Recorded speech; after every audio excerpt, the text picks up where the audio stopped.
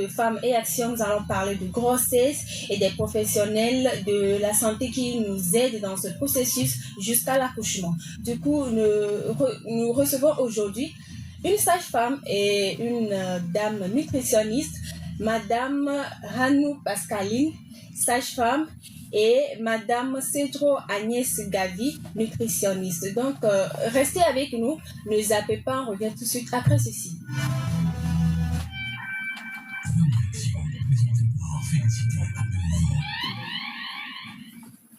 Mesdames et messieurs, une fois encore, bienvenue. Comme je le disais, j'ai deux grandes dames ici. J'ai Madame Cedro Agnès Gavi, nutritionniste et coach de vie de couple. Madame, bonjour. Bonjour. Bienvenue. Merci. Vous allez bien? Oui, très bien. Ok.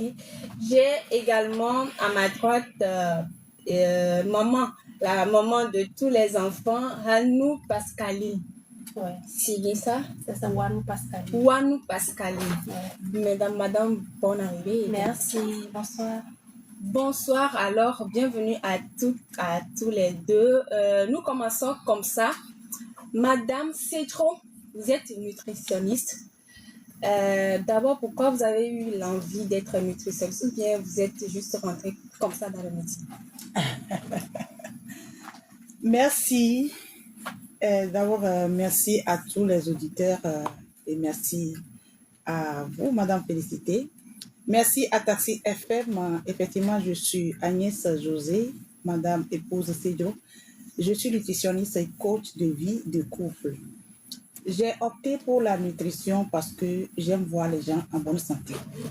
Et lorsqu'on dit que l'on se nourrit des nutriments et nous avons des nutriments dans nos plats, nous avons des nutriments à côté de nous, nous avons la possibilité d'accès de ces nutriments, pourquoi ne pas en profiter pour rester en bonne santé? Donc, je suis allée me faire former pour pouvoir aider les autres à rester en bonne santé. Voilà, et aujourd'hui, on parle de la conception à la naissance. De la conception à la naissance. On doit tout savoir aujourd'hui sur la grossesse. Maman de tous les enfants, la sage-femme. D'abord, si on dit la grossesse, quand on dit la grossesse, comment on peut définir ça médicalement? Merci pour la question. Tout d'abord, c'est un état physiologique qui commence au moment de la fécondation, c'est-à-dire lorsque spermatozoïde féconde un ovocyte et se poursuit par l'implantation de l'embryon dans la muqueuse, dans la muqueuse utérine. Voilà, donc c'est un peu ça. Quels sont les premiers signes, les premiers signes qui doivent alerter une femme qu'elle peut être enceinte, qu'elle pouvait être enceinte? Les signes sont tellement... Nous avons beaucoup de sortes de signes. Nous avons les nausées, nous avons le test de grossesse qui est positif ou bien un retard de règles. Nous avons la fatigue intense, nous avons les vomissements, nous avons l'augmentation du volume des seins. Voilà. Donc, Madame, avec les nourritures, est-ce que je peux dire, il y a des femmes qui disent, le papa veut un garçon et je dois manger ça ou bien façon. Il y a aussi des nourritures pour pouvoir tomber enceinte. Genre quoi. Je veux des jumeaux, on trouve ça sur les réseaux. Est-ce que c'est vrai qu'il faut manger quelque chose? Et quand on tombe enceinte en ces moments-là, on a soit un garçon, soit des jumeaux, soit... Oui, la médecine a évolué maintenant. Tout est question d'état d'esprit. D'abord, quand vous optez pour les jumeaux, dans toutes les pensées, vous êtes focalisé sur le fait d'avoir un jumeau. Ça aussi peut jouer. Maintenant, il y a des aliments. Il y a des aliments que vous pouvez consommer d'un régime bien approprié lorsque vous voulez, lorsque vous voulez avoir des jumeaux. Donc, vous focalisez sur ce régime Et ce régime doit être observé par les deux, le couple, papa et maman. Donc, vous vous focalisez sur ce régime avec l'état d'esprit, vous pouvez avoir vos jumeaux. Et elle a parlé, la sage-femme a parlé des signes. Est-ce que là, en tant que nutritionniste, les premiers temps de la grossesse, il y a des femmes déjà qui mangent de l'argile, caraba, quoi. Déjà, est-ce que c'est bon? Et on dit que bon, c'est pour soulager le vomissement.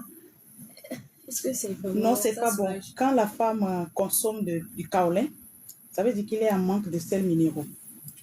C'est la grossesse qui lui demande le changement des hormones qui l'amènent à avoir ce désir d'aller vers. Alors que quand vous consommez le kaolin, ça vous crée un problème d'anémie plus tard. Donc, ce n'est pas du tout conseillé de consommer le kaolin. Madame la sage-femme, quelles sont les premières démarches médicales à faire lorsqu'une grossesse est confirmée? Voilà, merci pour la question. Lorsqu'une grossesse vient d'être confirmée, il va falloir premièrement aller se faire consulter dans un centre de santé. Voilà. Nous aussi, nous devons affirmer cette grossesse. Peut-être, et c'est confirmé à la maison par le test de grossesse, mais arrivé à la maternité, nous devons aussi confirmer nous-mêmes pour voir si réellement le test a été positif. Parce qu'il y a les faux positifs et les vrais positifs. Voilà. Donc, aussitôt affirmer la grossesse, elle peut commencer la consultation prénatale. Voilà. Et après, on lui met sous quelques vitamines qu'une femme enceinte a besoin forcément au premier trimestre de sa grossesse. Voilà, donc, et on doit lui donner des conseils alimentaires, des conseils, l'hygiène et tout à suivre. C'est important pour sa santé, en fait. Important. Qu'est-ce qu'on doit manger pendant les premiers trimestres de 0 à 12-13 semaines. 13 semaines, qu'est-ce qu'on doit manger? Bon, tout comme chaque grossesse est unique, c'est de la même façon, chaque personne doit écouter son corps. Moi, je suis nutritionniste, mais quand je tombe enceinte, j'aime manger. Je viens de Tchévier, j'aime manger batakpa, bien épicé. Alors que on est appelé à manger les fruits et les légumes, avoir une alimentation saine et consommer bien les fruits et les légumes, puisque nous avons besoin des vitamines, des sels minéraux, des acides gras et tout. Mais moi, tout au long de ma grossesse, voilà, mes enfants naissent. Normalement, tout se passe bien. Je me sens à l'aise avec ma sauce là. Donc, ça dépend. Ça dépend. Mais la science nous a montré comment, quand vous consommez les fruits et les légumes, comment ça aide la maman et le bébé. Donc, dans les 12 ou 13 premières semaines, la femme ou bien la maman, la future maman, doit mettre l'accent sur les fruits et les légumes. Elle va ajouter aussi la viande rouge, le volaille, etc. Et les dames qui n'aiment pas manger, elles vomissent. Dès que ça entre là, ça doit sortir. Oui, tout ça là, c'est le changement des hormones. Quand il y a, c'est pas le dérèglement de comme, elle doit développer certaines hormones dans le premier trimestre, ça peut l'amener à vomir. Mais si elle s'approche des professionnels de la santé, on lui conseille des choses et puis avec des suppléments nutritionnels, elle va s'en sortir. Voilà. Comment sage-femme? Comment se fait les consultations prénatales? Ici, par exemple, elle a parlé de l'anémie et que la fille, ou bien la dame n'arrive pas à manger et tout. Quand elle vient en consultation, comment ça se fait? Comment vous faites? La personne n'arrive pas à manger. Elle vient en consultation pour ses problèmes de... En fait, elle est venue en consultation prénatale. Elle se plaint de ne pouvoir pas manger. Vous-même, vous voyez qu'elle n'a pas... Elle est anémiée, elle n'est pas colorée. Voilà. Bon. Et souvent, si les femmes viennent en consultation prénatale, on leur dit souvent de ne pas blaguer avec les produits de sang. D'accord? C'est concernant l'anémie, ça. Vous comprenez? Et d'ailleurs, même au prime abord, quand les dames viennent, on doit leur faire les analyses là. Vous comprenez un peu pour voir si son pH est bon et son groupage c'est comment. Bon, on contrôle on revoit sa santé pour voir si tout est normal sur elle et tout ce qu'elle a besoin en fait. Tout ce qu'elle a besoin, c'est ce qu'on doit prescrire pour elle. Et on doit lui dire ce qu'elle prend comme produit prescrit. Si ça ne la prend pas, elle revient pour qu'on puisse la prescrire un autre produit. Parce que ce n'est pas forcément que ce qu'on lui a prescrit, ça va automatiquement l'aller en fait.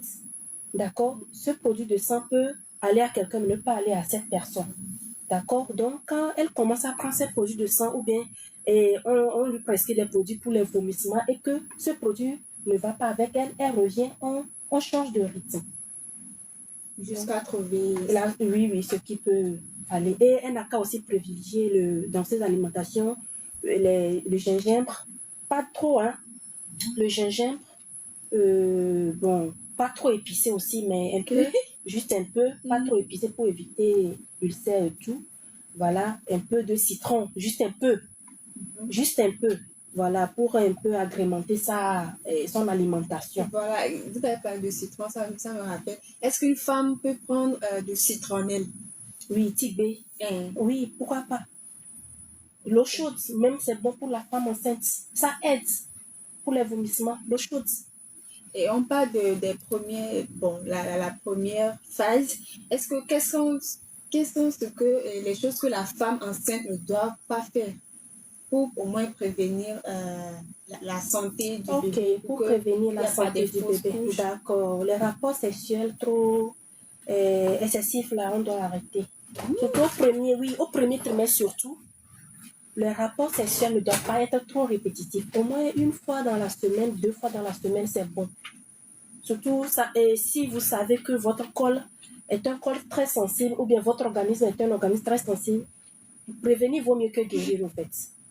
Éviter les rapports sexuels faire des travaux trop compliqués, porter les seaux d'eau, transporter des... Donc, je profite de cette émission, demander une doléance aux maris, à nos maris, de nous aider par rapport à ça. Justement, voilà. Quand à la maison, la femme tombe enceinte, voilà. le mari, bon, on envoie la dame au village. C'est pas bon. Pour aller travailler, cultiver, faire de lourds travaux là-bas, c'est pas bon. Il faut nous aider dans les travaux ménagers. C'est très important, surtout pour une femme enceinte au début de la grossesse, elle en a besoin. Voilà, merci. Et comment accompagner la femme dans ses émotions, ses changements d'hormones? Surtout, vous avez parlé des maris. Vous les maris là même quoi? Oui, non, elle est trop, non, la femme là, elle fatigue. Petite chose, elle ne peut plus prendre. Mais c'est pas bon. Non, vous, nos maris là, vous devez nous soutenir. Vous devez être présents pour nous. Vous devez nous comprendre, nos changements d'humeur et tout. C'est normal, au fait. C'est pas vie doudou, ou bien comment vous appelez ça. Voilà c'est pas vie doudou. Non. C'est normal. C'est normal. Aidez-nous. S'il vous plaît, aidez-nous. Nous avons besoin de vous pendant ces moments-là. Même ça ne vous coûte rien de revenir du service. Préparez pour nous. Ou bien, préparez pour nous dire, chérie, aujourd'hui c'est moi qui prépare. Non, il faut laisser, il faut te reposer. Chérie, aujourd'hui on sort au restaurant. Aujourd'hui là, chérie. La femme aussi est contente, son clan même est content. Il est en djoudjoul au fait. Donc, aidez-nous par rapport à ça. Pour que la femme aussi soit heureuse pendant sa grossesse. Parce que tant que la femme est heureuse pendant la grossesse, le bébé déjà aussi sourit dans le ventre. Ah mais oui, c'est naturel. Vous allez voir souvent que la femme qui pleure beaucoup pendant la grossesse, quand l'enfant est né, il y a toujours quelque chose. L'enfant là est bizarre. L'enfant là ne sourit pas. Ouais, c'est vrai.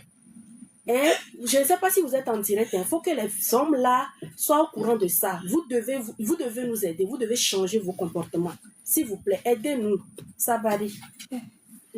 Pendant les consultations prénatales, est-ce que les hommes aussi peuvent venir pour accompagner leurs femmes? Si, c'est la meilleure des choses. C'est la meilleure des choses. Et encore une fois, encore une doléance. S'il vous plaît. Déjà, de nos jours, les consultations prénatales se négocient. Oui, c'est négocié. Ça ne veut pas dire que et on vous a donné cette date-là, obligatoirement vous allez venir cette date. Non, quand on vous donne la date-là, vous pouvez négocier avec la sage-femme. Ok.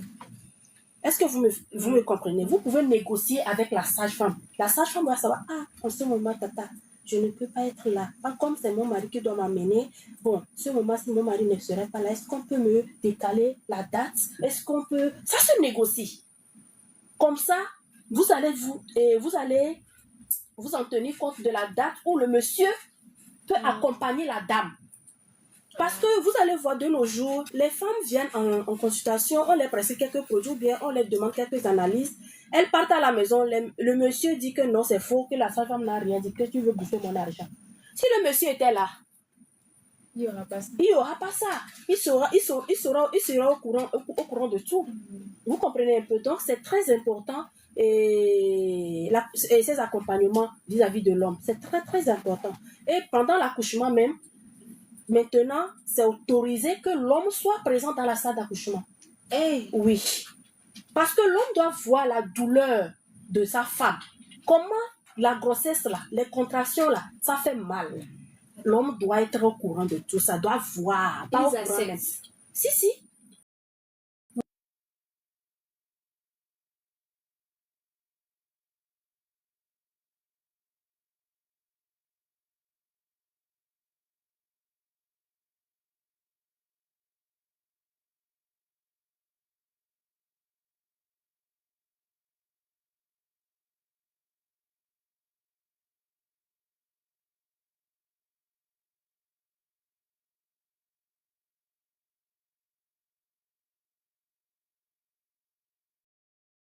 Tellement, arrivé à la maison, elle a poté. Le maman, elle a poté. La femme souffre. Pendant le travail d'accouchement, pour certaines personnes, ça dure 12 heures de temps, 6 heures de temps. Avoir comme poids normal. Donc, elle ne doit pas être trop gourmande. Donc, essayez de voir comment gérer son poids pour ne pas avoir de complications après. Donc, l'alcool, déjà, c'est pas bon pour la femme enceinte. La drogue, il y a des femmes qui fument. D'accord? La cigarette, ce que les jeunes fument maintenant. Du chicha? Oui, du chicha. La femme enceinte doit être très, très loin de ces choses. Donc, la consommation qui ne lui fait pas bien, les aliments qu'elle-même ne supporte pas, avant la grossesse, elle doit aussi les éviter. J'ai une future maman actuellement. Elle, d'habitude, elle ne supporte pas la consommation de la sauce de Boma. Okay. Or, épinard est très important. Au moment où elle est enceinte, elle doit consommer ce... Quand je lui ai recommandé ça, elle dit non, madame, je ne peux pas et tout. Et quand je lui ai dit, je lui ai donné les vertus nutritives qui se trouvent dans l'épinard, il dit non. Son mari a accepté. Donc, le mari va l'encourager à consommer ce légume. Et puis, elle a eu des démangeaisons. On a constaté qu'elle a eu des choses partout. Il y a ça grattait partout. Donc, quand elle a arrêté, donc ça veut dire qu'elle-même ne supportait pas. Elle est allergique. Voilà, elle est allergique, tout simplement. Donc, tout ce que le bébé ne va pas supporter, il faut s'écouter. La femme enceinte doit s'écouter. C'est vrai qu'on te demande de ça peut t'apporter les éléments nutritifs, mais si tu ne supportes pas, vaut mieux la laisser. Et en ce qui concerne les herbes, au village, on vous prépare des herbes pour que le bébé ne soit pas trop gros. Voilà, est-ce que c'est conseillé? Oui, c'est conseillé. Mais comme je l'ai dit au départ, la femme doit être proche de son professionnel de santé. Ça là, est-ce que ça va pour moi? Tata a parlé tout à l'heure des gingembre. Ça fait du bien. Quand vous consommez, ça fait du bien. Mais au même moment, si tu abuses, ça peut te créer des problèmes. D'accord? Donc, nous avons nos herbes qui sont remplies de nutriments. Donc, si elle se sent à l'aise avec ces herbes, mais pourquoi pas? C'est pourquoi j'ai parlé de son professionnel de santé qui doit lui dire cette l'herbe là c'est bon pour toi, ça c'est pas bon pour toi, et comme ça elle peut consommer ce qui l'arrange en matière nutritive. Maman de tous les enfants. Je préfère vous appeler comme ça, si ça ne vous dérange pas. Est-ce que, ou bien combien de fois la femme enceinte doit aller à l'hôpital avant d'accoucher? Wow. Combien de séances De consultation consultation prénatale. prénatale? Oui, aujourd'hui. Bon, ça dépend. Hein. Au moins 8 fois. 8. Oui, 8 fois. Même plus. Même plus. Ce qui est sûr, il y a quelque chose que, bon, la consultation prénatale commence proprement dit à partir de 13 semaines. D'accord? Il y a les contacts et il y a les consultations prénatales également. Les contacts, c'est quand, par exemple, la femme ne se sent pas, elle vient à l'hôpital. Ce sont des contacts. Ok. Ça ne fait pas partie de la consultation prénatale. Ce sont des contacts avec la sage-femme. Voilà. Donc, si on doit totaliser tout ceci, vous voyez un peu. Donc, la consultation prénatale en elle-même, au moins 8-9, si on va totaliser, oui. Ça Et la consultation consiste même à faire quoi? Qu'est-ce que vous faites? Oui, la consultation prénatale même consiste à voir l'état de santé de la maman, l'état de santé de l'enfant. Voilà. Donc, dans ces consultations, on a l'habitude de faire quoi? De prendre le poids de la maman, la tension. Vous savez très bien que quand la maman fait la tension, c'est un risque pour la maman et celui de l'enfant. Voilà. Donc, on prend le poids. Par exemple, la personne commence la consultation prénatale aujourd'hui avec 70 kilos. Elle revient avec 70 kilos encore le mois prochain. Vous allez voir qu'il y a peut-être un souci, elle ne s'alimente pas bien. Au moins 2 kilos, bien 1 kilo devrait s'ajouter. Ok. Pas trop, mais au moins 1 kilo, 2 kilos devraient s'ajouter le mois prochain. Comme ça, on sent qu'elle s'alimente bien et le bébé aussi mange bien, se nourrit bien de la maman. Vous voyez un peu.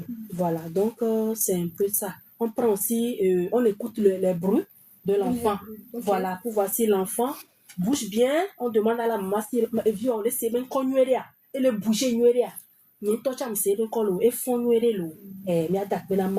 Et puis on redonne encore un autre rendez-vous. Il y a des touches aussi. Oui, il est touché pour voir si le col est ouvert, le col n'est pas ouvert, tout est normal là-bas et tout. Il n'y a pas d'écoulement liquidien, il n'y a pas de pertes pathologiques et tout. Si tout est bon, bon. Et si quelque chose ne va pas, on lui prescrit quelques produits et puis ça passe. Madame la nutritionniste, on écoute parfois des femmes disent, bien. Je veux que l'enfant ou bien mon bébé soit de teint clair. Il faut prendre des sucreries, voilà, colorées là, si je vois donner les noms. Est-ce que c'est vrai ou c'est même pas conseillé? C'est faux. Archi faux. C'est faux. La couleur de peau de l'enfant va dépendre Bien sûr, de son père ou bien oui, de sa mère. oui, de la génétique de ses parents. Mm. Mais l'alimentation va permettre la santé, la santé de la peau de l'enfant. Lorsque la maman est bien alimentée, la peau est propre, la peau est correcte. Mais dit que l'enfant va avoir un teint plus clair parce que la maman a mangé des fruits colorés et tout, ça, c'est pas vérifié. C'est pas vérifié. Vraiment pas. Non, pas du tout. Oui, là, parce qu'il y a le vieil là. Hein? Comment ça y fait? C'est comment? Ah, c'est ça ce que la maman dit. On l'a mis à nos pommes, à mango. Donc, tout ça là. Parce que c'est pas bon pour la santé. Hein. Si, mais pour bon, l'enfant peut avoir joli teint pour ça, mais être clair, yovo, comme vous le dites là, je suis désolée. Si la maman n'est pas claire, le papa n'est pas clair, aïe, l'enfant va sortir comment? Noir.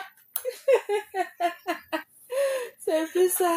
Alors, si on revient maintenant, donc on a parlé des parcours, enfin,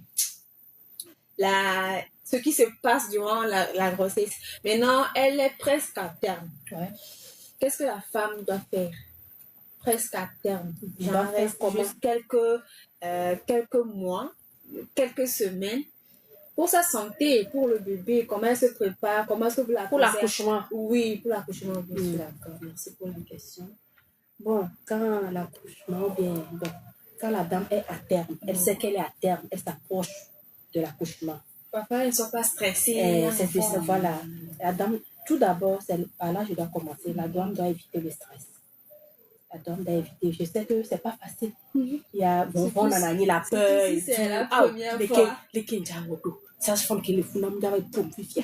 Sage-femme qui le fout, a mewa ke mpona le funu un couvier ke pona mewa ndava wa manye na fifia yehowa. Vous devez éviter tous ces stress là. Vous allez vous remettre dans les mains de Dieu. Vous allez souvent respirer. Mino bon, mikelu miano bon. Inspirer, expirer, inspirer, expirer. Mino bon, miano marche. Ni ala esige marche. Miano zon. Faire des activités physiques. Oui. Sportives. Oui. Marcher. Faire l'escalier si possible. Voilà. Et les rapports sexuels. En ce moment, oui. On a besoin en ce moment. Ça, le sperme ramollit le col. Oui. On a besoin en ce moment, la marche. On a besoin aussi de la présence de l'homme en ce moment. Pour soutenir sa femme. C'est très important encore. Voilà. Donc, la dame doit éviter le stress et beaucoup prier. Moi, ça, je le dis toujours. La grossesse, c'est nous les humains qui le portons, mais ça reste quelque chose de spirituel et mystérieux. Moi, je le dis toujours. La grossesse, parce que c'est un mystère de Dieu. On ne sait pas comment ça apparaît, mais c'est nous les humains qui le portons. Donc, avant de venir à l'hôpital, il faut beaucoup prier et prier pour la sage-femme qui va te voir. C'est très important parce que nous voyons beaucoup de choses. C'est la grâce de Dieu, ce métier. Vraiment. La grâce de Dieu, ce métier. Vraiment, vous êtes dans ce métier, ça fait combien de temps? 5 ans. 5 ans? Ouais. Et quand la dame vient, bon, avant de venir, parfois, elle perd déjà oui, de liquide là. Comment la dame fait? Ok. À la maison ou bien? À la maison, déjà à la maison. Ok, déjà à la maison, quand la personne perd les os, elle se protège, elle porte Vania. D'accord, elle se lave d'abord, elle se rince le corps et elle se protège et elle prend ses bagages, elle vient immédiatement. Quelqu'un qui perd les os ne reste pas à la maison. Quelqu'un qui perd les os immédiatement, elle se rince, elle se protège. Elle ne doit pas quitter aussi la maison avec le liquide comme ça toujours. Parce que les femmes ont l'habitude de faire ça. Elles quittent la maison avec l'eau là sur eux comme ça, et sur elles comme ça, et puis venir à l'hôpital. C'est pas hygiénique. C'est pas bon. Protégez-vous avant de venir à l'hôpital. Oui. Parce que le col peut ne pas être ouvert, mais la personne a perdu les os. C'est pas bon. Si par exemple, oui, le col peut ne pas être ouvert, mais la dame a perdu les os. Ça veut dire qu'elle n'est pas en travail, mais elle perd les os. Elle vient, c'est une urgence, on doit référer. Mais si elle est en travail et elle perd les os, elle vient, on la garde chez nous en position Tredelenburg et on la surveille pendant un moment. En position Tredelenburg, ça veut dire, oui. Elle porte la garniture propre, elle se couche, elle est pieds en l'air pour ne pas perdre tout le reste des os. Avant de venir à l'hôpital, la valise doit contenir quoi? Bon. Et cette question reste, je ne sais pas, tous les centres ont leur truc là, hein, mais particulièrement pour les femmes qui doivent venir, bon, en tout cas, à la maison ou bien au service, quand vous savez que vous êtes presque à terme, demandez ce que le centre là prend. Ça s'affiche souvent dans les centres. Ce que l'hôpital prend, l'eau de Javel et ses consommes, ce que nous prenons. Mais concernant la dame elle-même, en venant, elle tient les pailles en coton. En coton, pas en tissu, non, en coton, au moins 10, 8, ouais. Et ses habits de rechange, couche maternité, voilà. Et bon, pour le bébé aussi, les bonnets, les habits, les couches bébé, chaussettes, oui, donc c'est ça. Sage-femme, durant les 5 ans, comment se fait l'accouchement même? Vous êtes devant la femme en travail. Comment? Eh Seigneur. Ah, c'est ça, je te disais que c'est un mystère. C'est un mystère. C'est quelque chose. C'est quelque chose. Ah, Vous commencez par comment la dame crie. C'est pas un homme kabbalah. Par contre, vous dites d'abord les 2, les 3, les 4 doigts là. Ça veut dire quoi? ok. Bon. Par exemple, la femme vient à 1 centimètre. Il faut savoir que c'est un doigt qui rentre. Ok. 2, c'est 2 doigts qui rentrent. D'accord? 3, c'est 3 centimètres ça. 3 peut rentrer dans le col. 4 peut rentrer dans le col. Ou bien 5. Ça veut dire, ça ne veut pas dire que tout va rentrer. Hein. Mais nous, on sait l'apprécier. Ok. On sait l'apprécier. Non. Tu sais l'apprécier par ton doigt. Ça veut dire la dilatation commence de 0 à 10 cm. À 10 cm, la tête peut sortir. Oui. Donc, 2 cm, on continue pas à consoler la dame. Et là, il m'a fait du courage. Ça fait mal, mais ça fait. Tu peux supporter. Ça fait mal, mais tu peux supporter. Ça ne tue pas aussi. Tant que, oui, ça fait mal, mais tu peux supporter. Donc, c'est un peu ça. Tu encourages la femme, tu lui donnes, genre, elle n'a qu'à boire aussi de l'eau. Voilà, pour s'hydrater. Faut pas que, parce que, c'est que nous me pounons, on est nous si, on est que nous me voyons bon, et tout. Alors, donc, c'est, non, quoi. Nous sommes nos fous, donc, c'est, et soit, que chérie, ça va aller, je compte sur toi, je sais que tu peux le faire. Et donne-nous, c'est non, Ok. Attends, on funa no lili pour mener non là il a chérie. Ça femme ma chérie, ça va aller. Ne t'inquiète pas, j'ai pas comme là qui ont des non, même pas de nos jours, c'est révolu tout ça. Okay. C'est révolu tout ça. Aujourd'hui, bon, je vous invite déjà à Legbasito, au CMS Legbasito, je suis là-bas. Donc, à 3 cm, elle a eu 4 cm, elle a eu. Mais certaines femmes aussi partent de 4 cm à dilatation complète. Ok. Oui, ça dépend de l'élan du travail. Certaines femmes peuvent partir même de 2 cm à 10 cm. Et tout à l'heure, ceci les sommes. Tout à l'heure, tu vois la tête. Est-ce que la femme doit On appelle ça travail éclair. Avant que vous lui dites aller pousser ou bien... Oui. Oui, parce que la femme a souvent envie de pousser, mais quand ce n'est pas encore arrivé, on te dit, donc c'est le coup. Elle ne va pas pousser. Quand la zé. Quand la zé, non. Nengus gamin ko so mi touche mi po bena col ba poto yo le si le col a dire ola po ame asenye na ye omna o vivi de devia to va col zela na e wa block benya yi oui e wa block benya yi voa nenyi bena gamin su ke kemie ta si le so ye mi atami po be col ngba le kwa mi pe na mi ato mi ano pe ni tio ku so bena ye si le va mbaze col a eni a perine mbaze na. Mais vous-même vous n'êtes pas stressé quoi. Non, bon, au début oui. Au début, oui. Voir Caro, tu vas voir, on a stressé. Hein? Primi. Seigneur. Primi, américain, me dit, bon. Eva. Si on peut revenir en français. Oui. Genre, la dame qui n'a jamais accouché, elle est venue, elle a supporté le travail jusqu'à dilatation complète. On lui dit de pousser, elle ne veut pas pousser. Oui. Elle n'a pas mal. Pas qu'elle n'a pas mal, elle a mal, mais elle n'arrive pas à pousser. Malgré que on lui montre comment on pousse, mais elle n'arrive pas à pousser. Elle est là-bas de pipi. Tantôt, tu écoutes les bruits pour voir si les bruits sont toujours là. La peur, la panique commence. Parce que si tu ne sais pas faire, la tête est là-bas à dilatation complète. Amiro, toi, peut-être 30 minutes de plus, si l'enfant reste là-bas, l'enfant peut s'éteindre. Oui. Parce que la tête de l'enfant est comme ça. La respiration, tout est comme ça en bas. Si l'enfant reste à dilatation complète là-bas pendant plus de 30 minutes et tout, des fois on réanime fort même.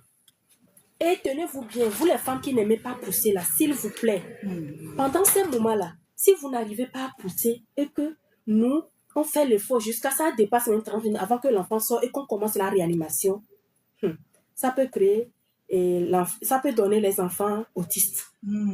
Autistes? Oui. Ou bien les enfants bêtes. Oui, pour ne pas dire, oui, entre parenthèses, c'est vrai. Et donc, maintenant, il y a réanimé vidi diria, ne devient pas toi. Ça a toujours des séquelles. Ok. Ça laisse des séquelles. On n'a qu'à se dire la vérité. Donc, de grâce, quand vous venez en salle d'accouchement, quand le moment arrive, on vous dit de pousser. C'est que revoyez vos 9 mois. 9 mois, 1 mois jusqu'à 9 mois, c'est pas petit. En moins de 10 minutes, l'enfant peut sortir si tu fais l'effort. Donc, et faites l'effort de faire sortir vite les enfants, poussez bien, suivez nos conseils. Et vous allez voir que tout va bien se passer. Et vous aurez aussi votre bébé rose dans vos mains. C'est durant vos moments de trucs, est-ce que vous avez eu un accouchement qui vous a beaucoup marqué? Ouais. Parlez-nous un peu de ça. Oui, j'ai eu un accouchement qui m'a beaucoup marqué. Et l'accouchement là même, je ne savais même pas que l'enfant là pouvait survivre. Mais grâce à Dieu. Bon, la dame était venue. J'ai eu plusieurs accouchements qui m'ont marqué, beaucoup, mais je vais parler de ça. La dame était venue, c'est moi qui la suivais. La dame est venue et à 37 semaines, elle était à terme, ça. Elle a fait l'échographie du dernier trimestre en ce moment. On a dit que l'échographie a dit que l'enfant est tourné de position et à la présentation céphalique. Ça veut dire que c'est la tête qui veut sortir. Voilà. Donc, 3 jours après, la dame est rentrée en travail.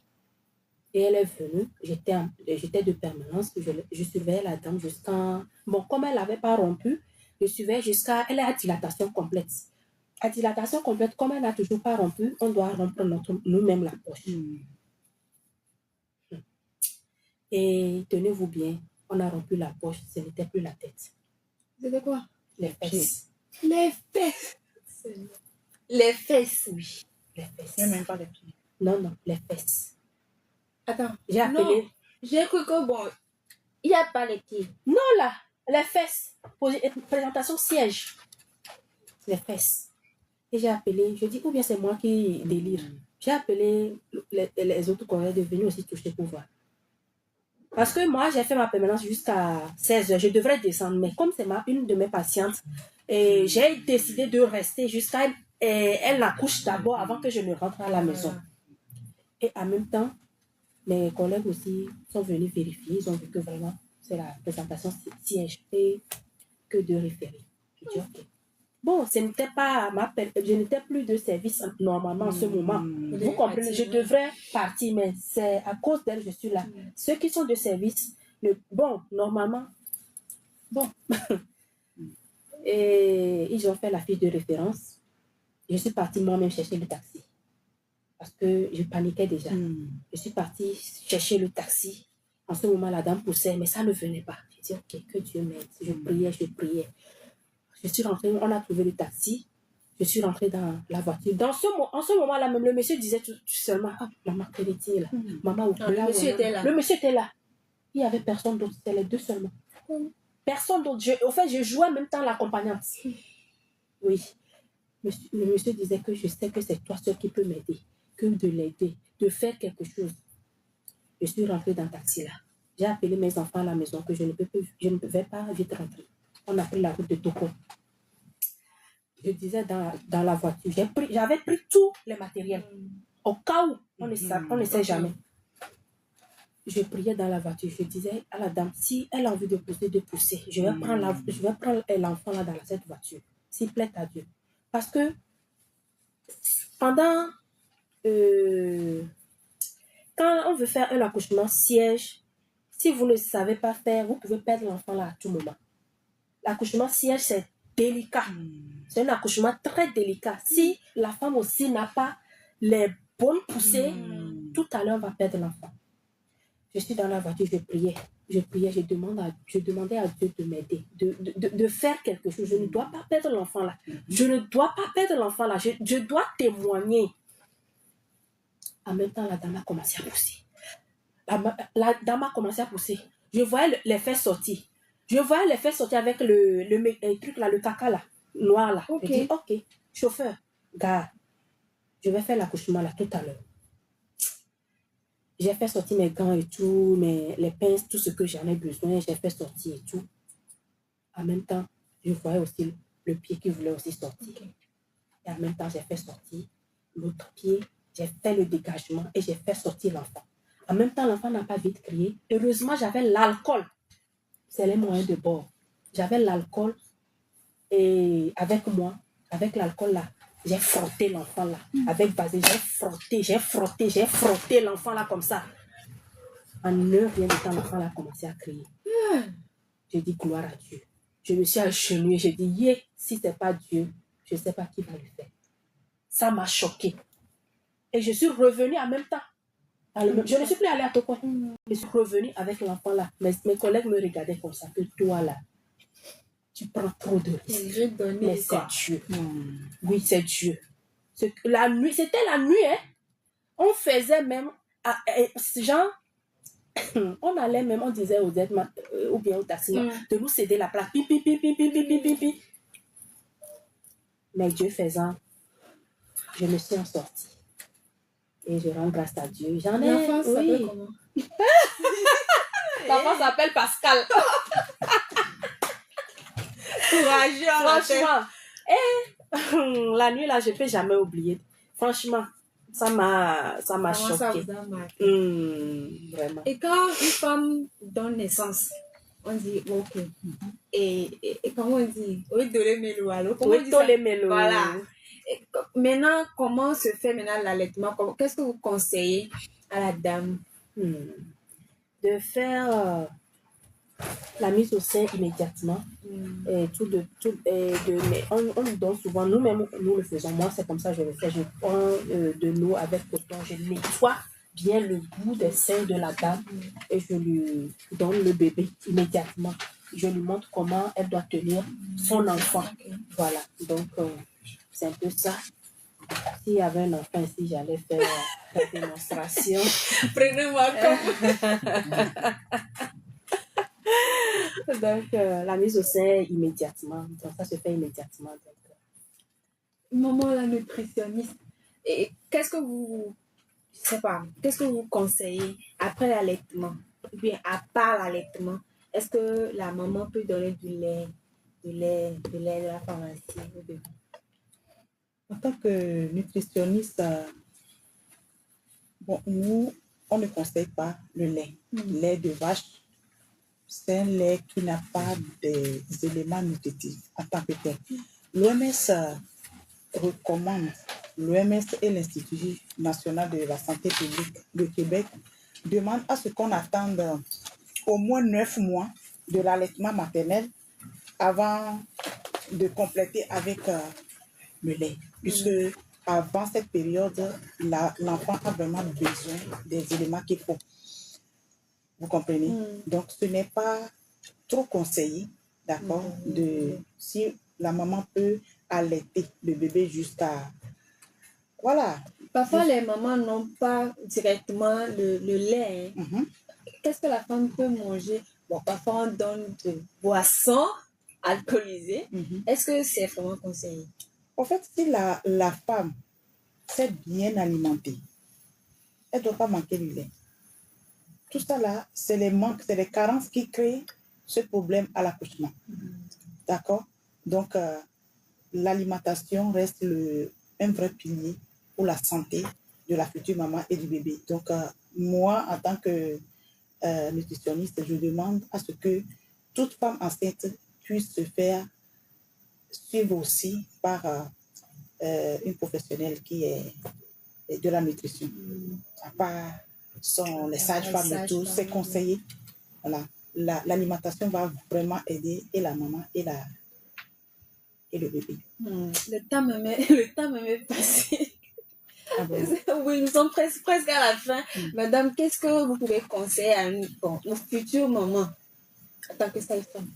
Futures mamans. Peut-être qu'ils ont peur. Peut-être, voilà. Bon, qui sont enceintes, non? Oui. Ok, qui ne sont pas enceintes. Non, qui sont bien enceintes. Ok. À vous, les futures mamans, je vous souhaite beaucoup de courage. Je sais que la route n'est pas facile du tout. Oui. Et je sais aussi que ce n'est pas insupportable. Tant que nous, les sages-femmes, nous sommes là pour vous, vos maris aussi sont là pour vous, vous pouvez compter sur nous. d'accord, dans la marche. Nous sommes là pour marcher avec vous durant toute cette période. Hein? Ne stressez pas, d'accord? Quand le stress veut venir, la prier. Ne vous inquiétez pas, mangez bien, suivez bien vos rendez-vous, respectez les rendez-vous, c'est très important. Respectez bien les rendez-vous, ne bâclez pas les rendez-vous, vos analyses. Ne bâclez pas les analyses. Toute analyse est importante pour la santé d'une femme enceinte. Voilà, donc c'est à base de ça, on doit savoir si vous allez bien ou pas. Donc, et force à vous, beaucoup de courage à vous, et ça va aller. D'accord? Merci. Ça va aller. Madame, c'est trop et vos conseils. Oui, moi, je dirais à la future maman de bien s'alimenter, de bien s'hydrater aussi. Et ce que je conseille aussi, c'est la confiance en soi. Croire que si Dieu a pu permettre que la grossesse, d'accord, puisse subvenir, ça veut dire que Dieu a encore les moyens pour pouvoir la soutenir. Et il y a aussi les pensées limitantes que les femmes enceintes ont. Ah, je ne suis pas bien avec ma belle-mère, est-ce que sa mère n'est pas dedans? Non, soyez positive en tant que sage-femme, en tant que future maman, et restez zen. Dieu est dedans. Merci. Merci. Madame, c'est tout. Si on veut quelqu'un pourrait vous appeler, est-ce que c'est possible? Oui. Ou bien c'est ou bien Oui, vous les dirigez? Voilà, pour me joindre, et vous pouvez me joindre au 91 13 39 99. Et je suis au CMS Agoué et Laval. Et je dis, pardon, c'était mon ancien centre. Je suis au CMS Les Bassito, encore appelé Madi Peto. Je vous aime. Bisous, bisous, bisous. Est-ce que la réseau? Sur les réseaux, maman de tous les enfants. Ouais. Madame, c'est vous? Oui, pour me joindre, faites 79 54 00 71 ou 98 91 33 10. Nous sommes à Agoué Plateau. On n'est pas loin de la pharmacie Nabil. Et voilà, nous sommes arrivés à la fin de cette belle émission avec Madame Ouanou Pascaline, sage-femme, et Madame Cedro Agnès Gavi, nutritionniste. Merci, mesdames, d'avoir passé et puis de nous donner ce beau moment un moment pour les femmes enceintes et nous, les futures mamans. En tout cas pas. Merci à vous. Alors, nous sommes arrivés à la fin, mesdames et messieurs. Merci. Et ne quittez pas à la fin de cette émission. Juste après nous, il y aura l'émission La Descente avec Alain Moak. À plus. C'est un live.